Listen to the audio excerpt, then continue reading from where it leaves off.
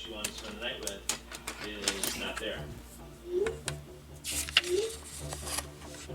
Eventually they move outside to an outside patio area, and then it's at that point where she gets up and exits the patio and is last seen leaving towards the west. Brian tried to stop her and confront her, but just couldn't get her to stop or listen. And she just kind of kept walking down the road. What happened next would not soon be forgotten in this small city in the American Midwest.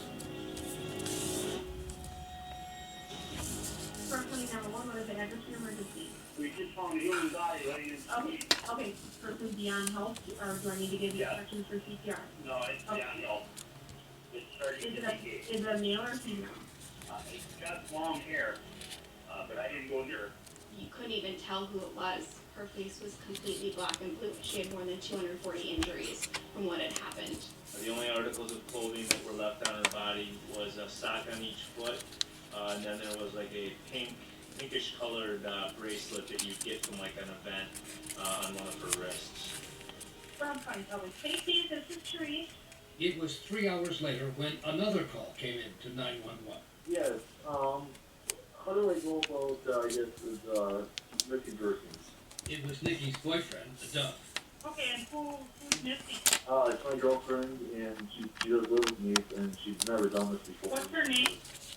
Nicole Vanderheiden?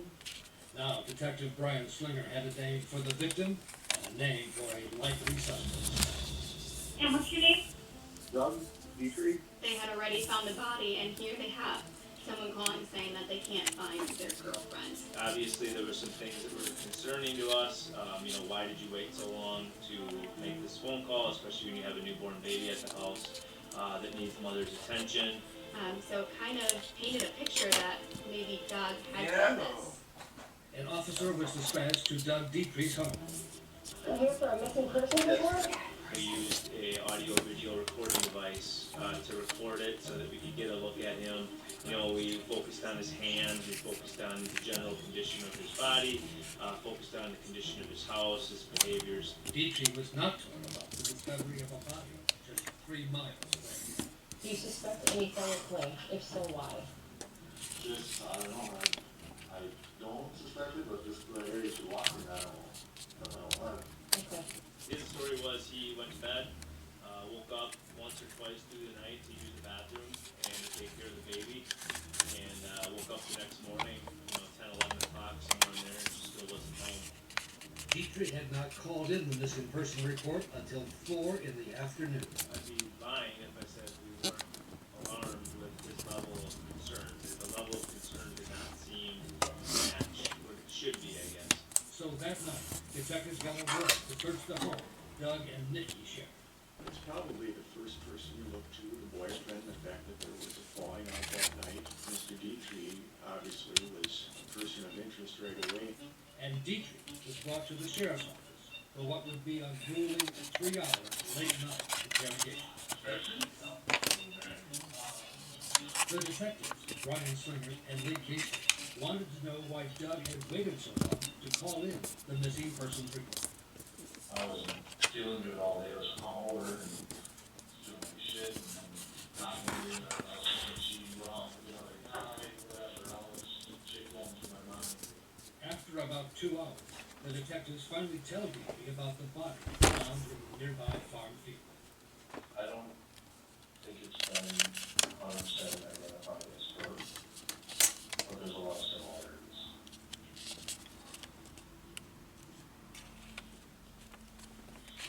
What do you mean a lot of similarities? There's a physical description, height, blonde, belly button. They are watching him closely to see his reaction before asking him, essentially, if he killed her. You know where she is, or not food. Do you do anything that causes her to go missing? No, not at all. Besides, being an asshole, Now, the detectives raise the stakes telling Doug Petrie they want the clothes he was wearing that night when he was out with Nikki, and that they are already searching his house for evidence of a murder. Is there anything in your, when they go search your house, is there anything in their house that identify that's gonna say you have anything that absolutely whatsoever? Nothing to do with it, I mean.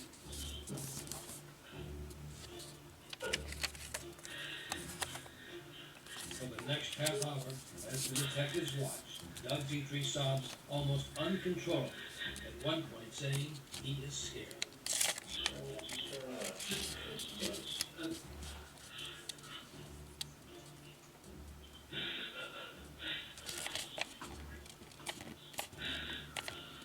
You're scared?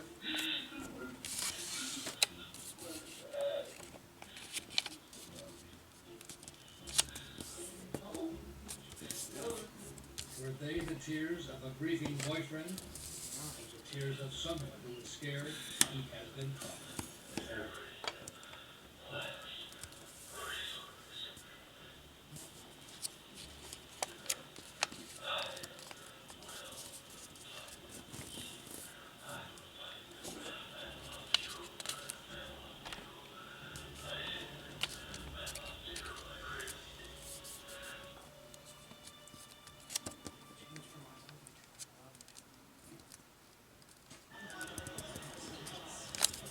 How are you guys getting service out here? We're on Cricket 5G. It's blazing fast. Nah. Yeah.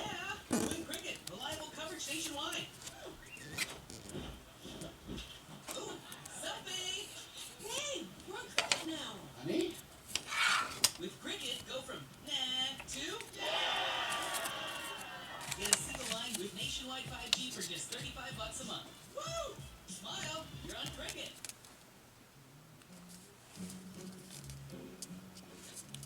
Hey, who's excited to work around the clock and do way too much managing my brain? Nope. Who's got an appetite for sheer agony? No! Is it time to say yeah to Vyepti? Vyepti is an IV infusion that helps prevent migraine attacks. Chronic migraine patients saw 23 fewer migraine days on average per treatment. And it's just 4 30-minute IV treatments a year. Plus, it's designed to start working fast. Don't take if allergic to Vyepti. Allergic reactions, high blood pressure, and Raynaud's, which causes numb or painful fingers or toes, can happen. Get help right away for rash, swelling of the face, lips, tongue, or throat, or turbid breathing, hives, and facial redness. Common side effects are stuffy nose, scratchy throat, and allergic reactions. Ask your neurologist about saying yep to Vyepti.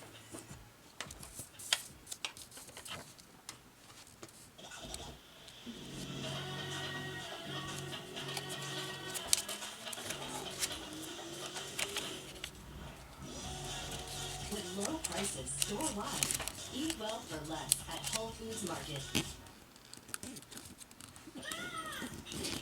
Wait, you can't trick or treat without me.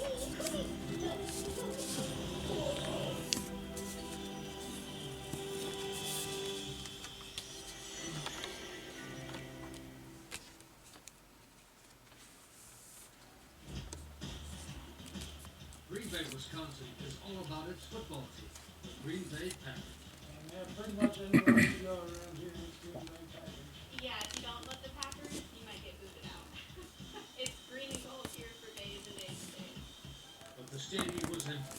Football season had not yet started.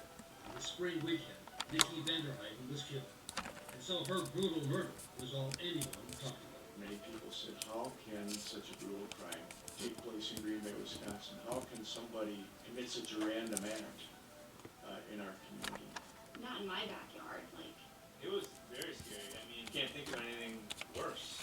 A random attack like that on a young lady at bar closed, you know, in a small 100,000 person community. And The shock at Nicole Vanderheiden's death was felt throughout this family-friendly city. By all accounts, she was a very good teacher, and she was an excellent mother, a smiler, somebody who, they said, would light up a room. Nikki was the mother of 3, 2 from a previous marriage, and the third, 6-month-old Dylan, with her live-in boyfriend, Doug. She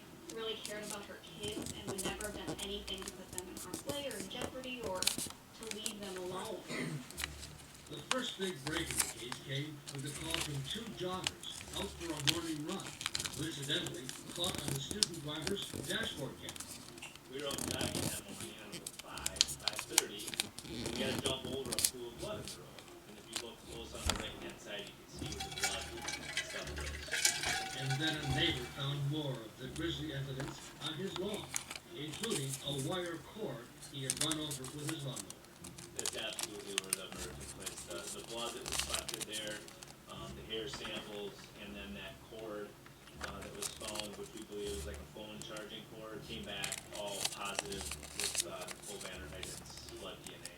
And then detectives began to hear from Nikki's friends and relatives that Doug had been abusive to Nikki.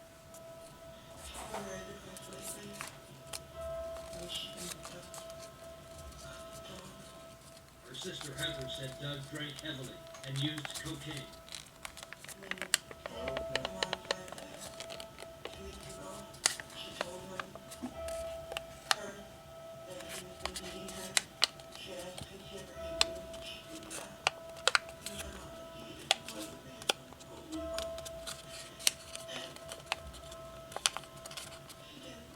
And one of Doug's former girlfriends, Rebecca Mott, came forward to tell detectives how Doug could be jealous and often violent.